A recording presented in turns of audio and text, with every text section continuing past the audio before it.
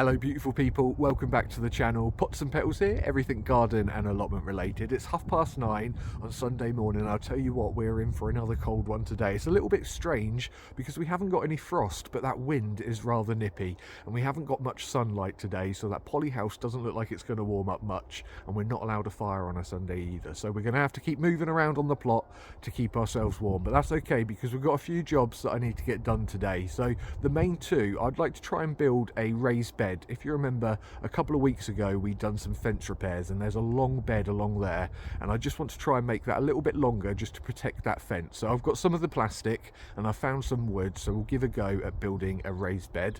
And then, as I said in yesterday's video, I've got a gooseberry or two underneath the pear tree. Now, I've got so many gooseberries on this plot, fruit bushes galore, especially now that I've got the fruit cage. So I do just want to remove a couple of those gooseberries from underneath the pear tree and then either put in a nice little flower bed or just some room to put a couple of pots in for some flowers. I've still got another couple of more jobs, but we'll save them towards the end of the day. So that's give the bench and the poly house its final coat of the yellow paint. And then I would also like to try and do the compost heap, so I just need to start moving all of the woody material into the old compost so that we can start using the other compost heap and start getting some of that compost from the bottom of there, because that's going to be full of nutrients and I need to get that onto the beds well before spring. So yes, we've got quite a few jobs to do today, but as always I'm going to go and make myself a quick cup of coffee, warm up, and then we're going to start with the raised bed. So come on guys, let's get stuck in.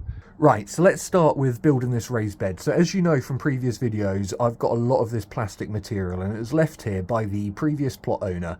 It's a form of polycarbonate and I believe it is used for conservatory, so it really does keep that soil nice and insulated and warm, especially in the springtime. And then I've also found some offcuts of wood. Now at my local B&Q store they have an offcut bin which you can donate just a couple of quid or whatever you like, and you can take away these offcuts. So yes, I found these and I thought these would be great for posts. So to begin with, we're just going to start by making sure that this plastic is long enough for the section that I need to build, and it does seem to be the perfect fit here. Now all we're going to do is we're going to cut it in half to make the front and the back of this raised bed. Normally I would just eye it up, but I am going to use my measuring tape. So it's 92 centimeters, so I've just made a nice line at 46 centimeters and we just need to saw it in half.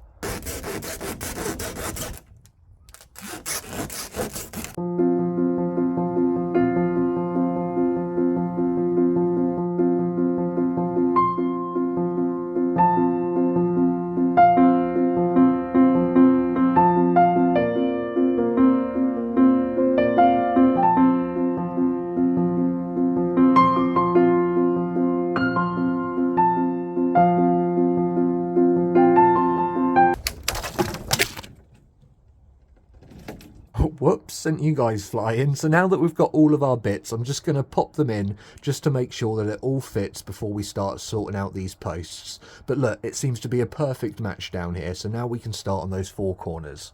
So these posts themselves are a little bit too long, so I'm hoping that if I cut them in exactly half, they should be the perfect height for these raised beds. So let's measure them up and see what we can do.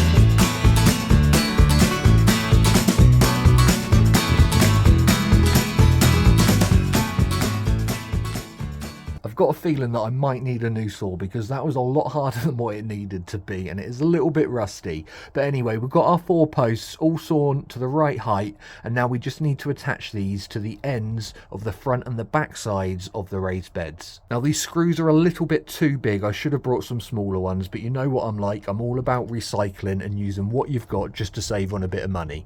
I'm not going to go in straight with the screws. It's always a good idea to drill some pilot holes, as this makes it a lot easier when we start drilling those screws in. So yeah, let's attach these four posts.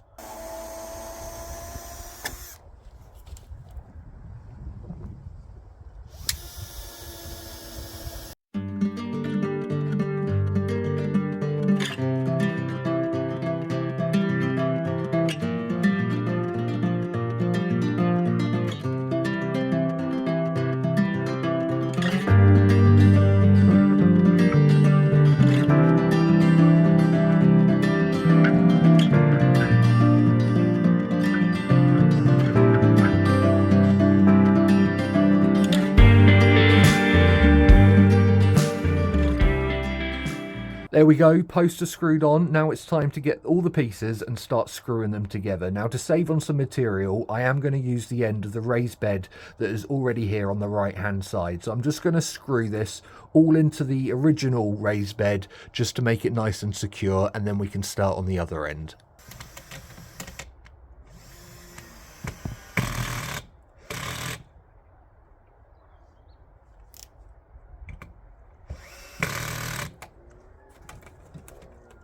Now that that end is all nice and secure, we can use this final piece of plastic to make the final side of the bed. Now, luckily for me, this is the perfect fit. So all I need to do is just screw it in, and that will be the raised bed complete. Now, I could have added a layer of cardboard underneath the raised bed just to help prevent any of the weeds from growing up, but I didn't because the other raised bed has been absolutely fine. But what I am going to do is I'm going to go and grab some wood chip just to fill half of this bed up to save me on a little bit of money. Now, you could make some form of hugel culture, so you could add some logs in here, some cuttings, kitchen scraps, anything really that is going to rot down for you. If you tried to fill this with bagged compost, it would cost you an absolute arm and a leg. So it's always a good idea to try and bulk out the first half with whatever you can free of charge. So there we have it, guys. That is the raised bed. So let's go and get some wood chip so that we can fill half of this up. And then luckily we've got the compost as well. So we should be able to fill this right up to the top today.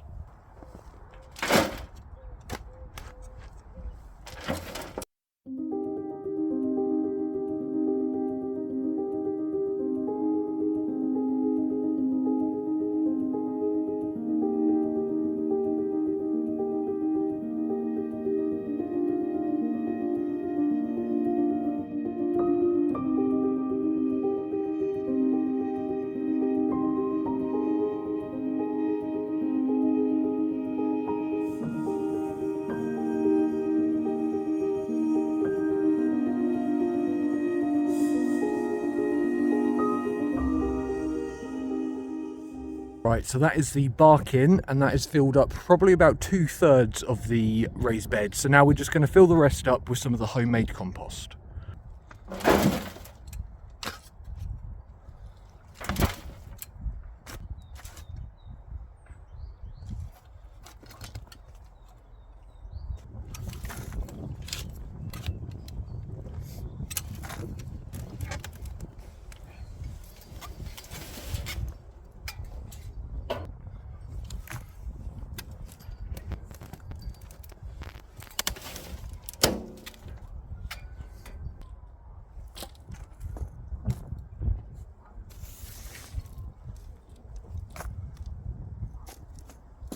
And there we have it, guys, our raised bed built and filled up, ready to use, ready for the springtime. Right, now let's go and sort out these compost heaps.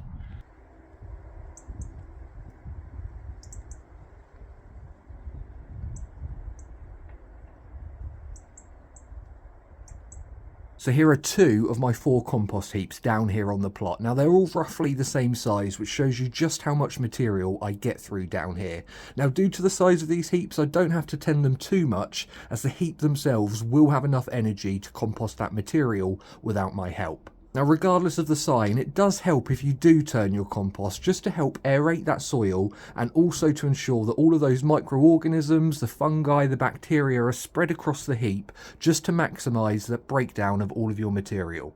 Now, we've almost used up this heap on the left hand side, and it's always a good idea to keep some of the compost at the bottom of the heap, as this will still be housing all of those beneficial fungi, microorganisms and bugs that you need for that compost. Leaving some at the bottom will ensure that your next heap gets off to a really good start. As we've used up the left hand side, I'm now going to start transferring some of the woodier, the unbroken material from the right hand side back into the left to start this pile up again. Hopefully, by the time that we've moved all of this woodier material from the right hand side to the left, we can then start using the compost at the bottom of the right hand side of the heap. I then repeat this process year on year, so transferring from the left and then back into the right, and that keeps me stocked up with lots of my homemade compost down here on the plot.